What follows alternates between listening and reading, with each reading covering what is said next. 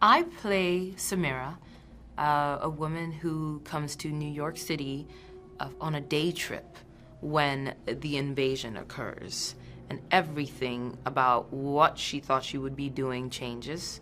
And along the way, trying to navigate this new world, she comes across a perfect stranger, Eric.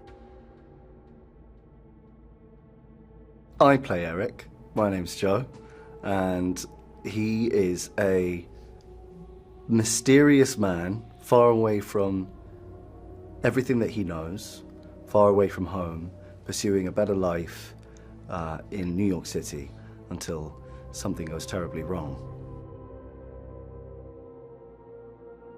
I was drawn into this movie first and foremost by John Krasinski. I spoke to him and he told me about why he wants to tell another story in this universe. And his point was that he only wanted to carry on telling stories in the A Quiet Place universe if he could find new ways in, stories that would somehow expand the universe as well as expand what the horror and thriller genre can encompass. And I love that as a mandate for going back to this place. And so he passed the baton to Michael Sarnowski, and I watched his film Pig. I was really taken by how he tackles severe material with a tenderness. And when I read the script for A Quiet Place Day One, I felt that same sensibility come across in this world where it's a bigger scale. We're in New York. There's all the spectacle of an apocalyptic film, but at the heart of it is just navigating the human relationship between these two strangers that are trying to overcome great odds. I was drawn to the central characters. I thought that they were so fully realised and very much well observed on the page.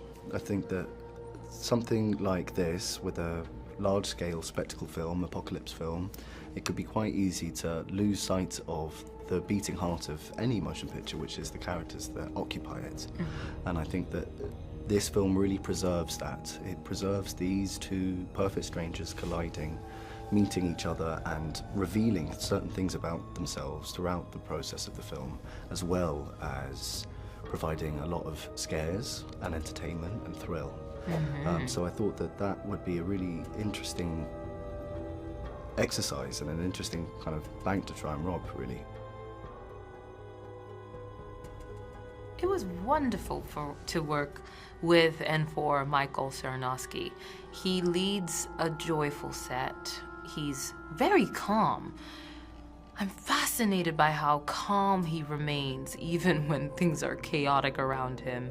And he has this magical child quality that is infectious, right? And movie making is such a privilege, right? We get to play for a living, and sometimes we can take ourselves too seriously. And what I find with Michael is that he doesn't fall for that. He's still very much enamored by the movie making. He brings a freshness to it, a sort of childlike wonder, and the material is intense and demanding, but there's a joy with which he does it, and I loved working with him because of that.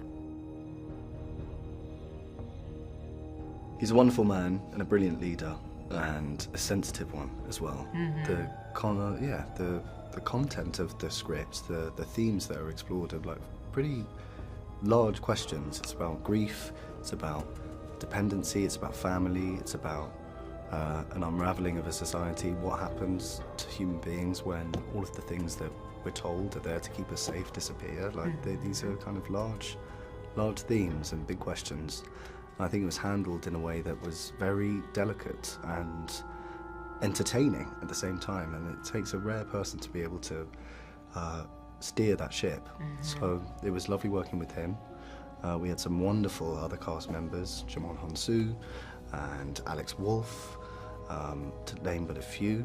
Yeah, we had a really lovely gang on this, and it's makes everything a lot easier when you've got some people like that involved.